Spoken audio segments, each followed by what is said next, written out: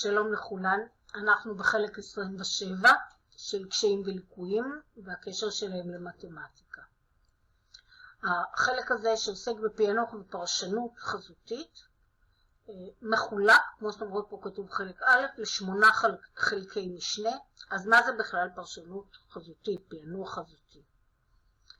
באופן כללי ועל קצה המזלג, בעצם זה הפער בין מה שקיים בגירוי האמיתי לבין איך המוח שלנו רואה. אחת הדוגמאות הכי מצחיקות לדבר הזה הוא ההתבוננות במראה ולחשוב שאנחנו מישהו אחר קצת יותר גדול וחשוב, ביטחון עצמי גבוה מדי כפי הנראה. במקרה ההפוך זה כשהביטחון העצמי שלנו נמוך, ואז אנחנו בטוחות שלא נדע מתמטיקה לעולם, למרות שבעצם אנחנו יכולות. והמצב האידיאלי זה כאשר אנחנו רואות את הדברים באופן ריאלי.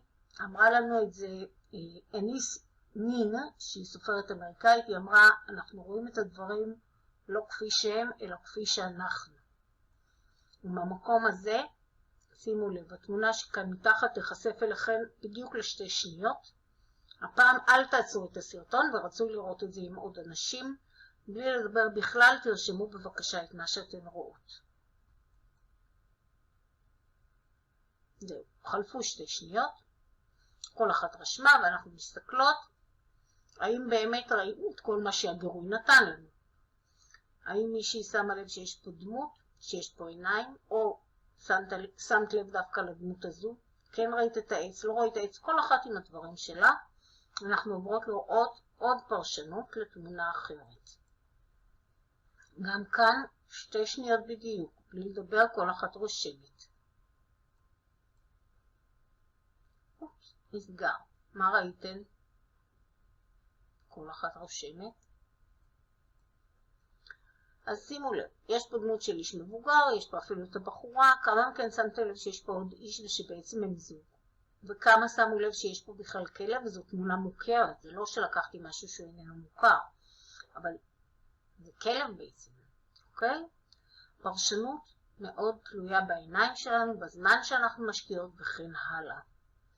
זהו, עד לכאן חוויית ההתנסות הראשונית בעניין של פיענוח ופרשנות, ההמשך בחלק 27 ב'. המשך יום נפלא.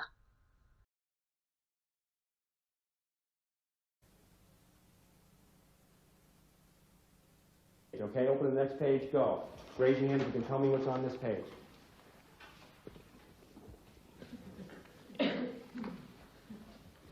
Just look at your own books. Look at your own books, please.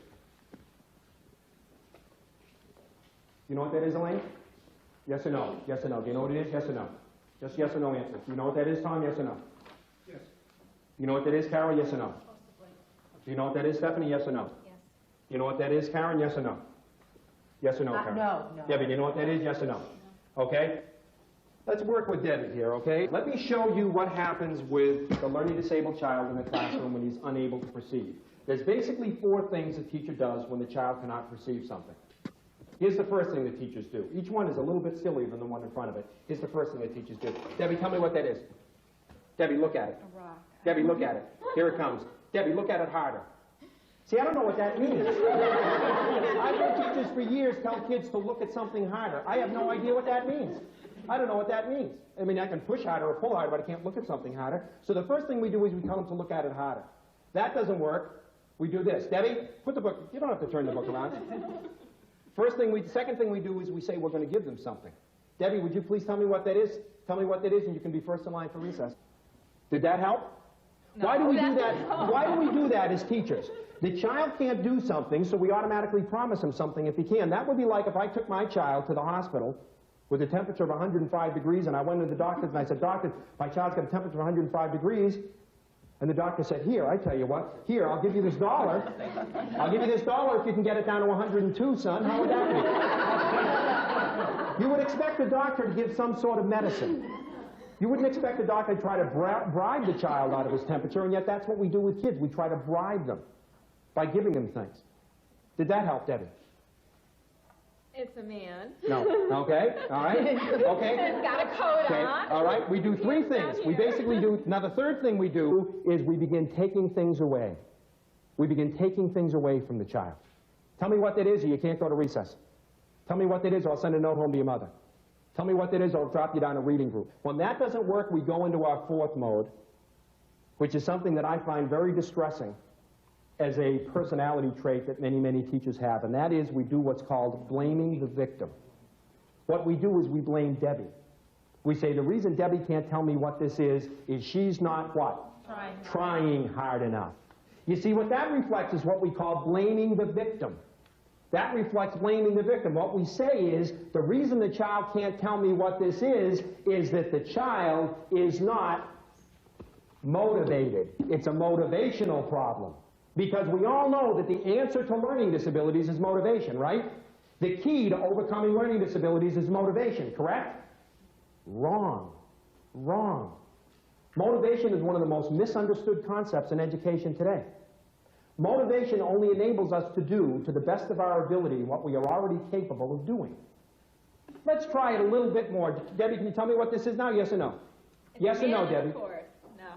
I don't know what that thing is. Okay, here we go, Debbie. I've got a check, blank check for $100. I will sign this over to you if you can tell me what this is in 5 seconds. This is going to kill me. 5, 4, 3, 2, 1. 5 more seconds for $100. 5, 4, 3, 2, 1. Was Debbie motivated? Was Debbie motivated? Could she do it? No. Because you see, learning disabilities has very little to do with motivation. What it really has to do with is perception. Perception. You see, you can all see this picture, but you can't perceive it. Here's what I'm going to do. I am now going to give you some direct instruction. Once I tell you what this is, about half of you will automatically get it, and you won't understand why you couldn't see it in the first place. The rest of you will need a little extra help, and that's okay too. There'll also be some of you who'll say, oh yeah, I know what that is, but you really don't. Don't do that, okay? Don't do that. Try, you really want to, once you see it, it's like turning on a light in a dark room. But this is a classic picture that illustrates the difference between vision and perception. You can all see it, but you can't bring meaning to it until I teach you what it is. And this activity is done to demonstrate that what the LD child needs is a teacher. He needs a teacher, not necessarily all kinds of commercial software. What he needs is a teacher to give him this direct instruction, because once I give you this direct instruction, you will be able to see this perfectly clearly. What you have in front of you is a photograph, a poor quality photograph, but the photograph of the face of a cow. The cow's looking directly in your face. Raise your hand if you cannot see it. I'll come around and show it to you. Raise your hand if you can't see it. Face of a cow. Oh my God. Okay. All right. All right. Anybody over here not see it? Anybody not see it? Nancy? Face of a cow. Oh! Okay, all right. Over here, anybody not see it? Tom, can you see it? Let me do Carolyn. Carolyn? It's the face of a cow. Okay, all right. Elaine? Face of a cow.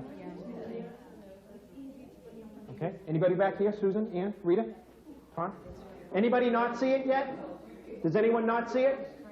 Okay, everyone, please look at your picture. What do you have in front of you? It's a cow. It always was a cow. I didn't change it. I didn't change the stimulus. All I did is give you direct instruction.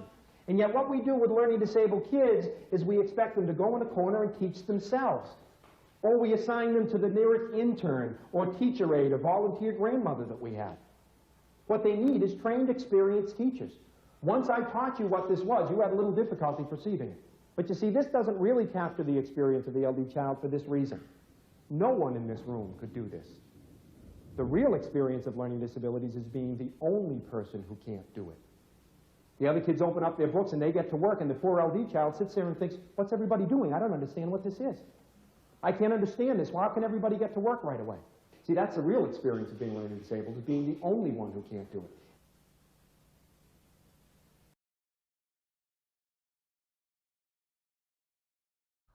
שלום לכולן, אנחנו ממשיכות עם הקשר בין ליקויים וקשיים בתחומים שונים. כרגע אנחנו בחזותי לבין למידת מתמטיקה, אנחנו בחלק 27ג' ונעסוק כרגע בפיענוח ובפרשנות תוך התנסות מתמטית במושג היקף. כלומר, אנחנו הולכות להסתכל על הדברים מנקודת מבט מתמטית, ונדבר על היקף, חיבור, בעזרת חוק הפילוג וכדומה.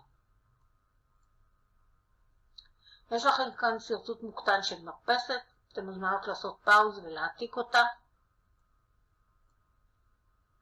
והשאלה היא, מה היקף המרפסת? אתן מתבקשות לחשב את זה.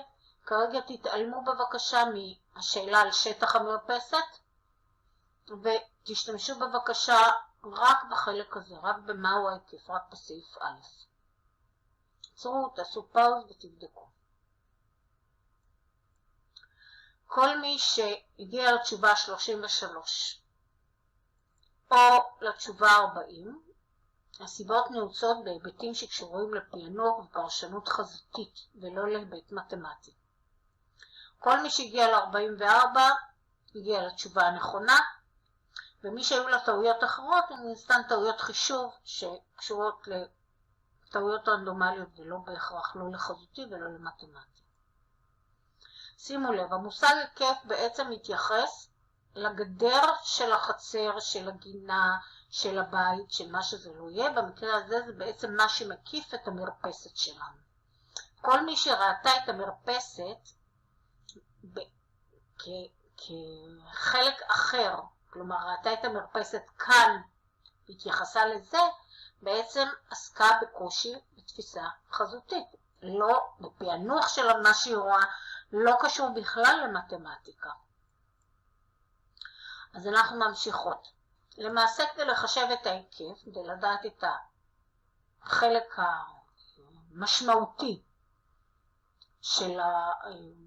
שאנחנו רוצות לדעת כאן, את ההיקף של זה, אנחנו צריכות לגלות מה אורך שני הקטעים האלה שנעלמו מאיתנו. כל מי שהיו לו טעויות בדרך, יכול להיות שהתעלמה מאחד משני הקטעים או אפילו משניהם. למעשה זה לא באמת משנה לנו. כי אם אנחנו מצליחות לעשות איזושהי טרנספורמציה ולהעלות את זה למעלה ולהזיז את זה לכאן, אנחנו מגלות שבעצם ההיקף נשמר. זאת אומרת, נכון שפה יש שבירה, אבל מבחינת ההיקף זה לא משנה בכלל. מה אורך הקטע הזה? מן הסתם הוא משלים ל8 מטר, אם פה יש 4 זה עוד 4. האורך הקטע הזה משלים ל14, כלומר אם פה יש 7 גם פה יש 7. ואז רק נשאר לנו לחשב את ההיקף. ההיקף הוא מאוד פשוט. יש לנו פה 2 פעמים 14, שהן 28. יש לנו פה 2 פעמים 8, שהן 16, וצריך לחבר אותם. זה הכל. איך עושים את הפעולה הזאת? נדבר עוד מעט. עד כאן ההתנסות עצמה. ניפגש בחלק ד' וננתח את ההתנסות הזו. המשך יום מתוק ונעים.